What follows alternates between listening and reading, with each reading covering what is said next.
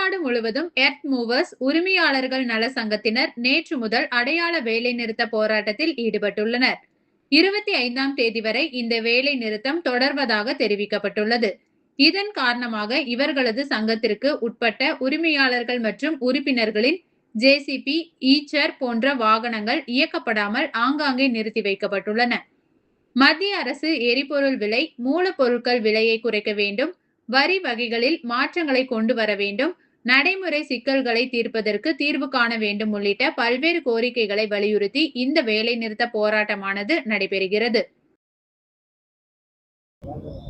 அனைவருக்கும் வணக்கம்.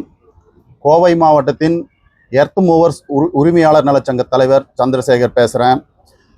ஜூன் 22 முதல் 25 வரை அடையாள வேலை நிறுத்தம் எங்கள் சங்கம் சார்பாக நாங்கள் செஞ்சுருக்கிறோம்.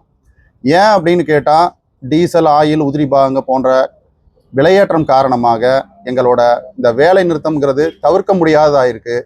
இதுக்கு பொதுமக்களும் கட்டுமான பொறியாளர்களும் எங்களுக்கு தகுந்த ஒத்துழைப்பு கொடுக்கணும்னு நாங்கள் வேண்டிக்கிறோம். மேலும்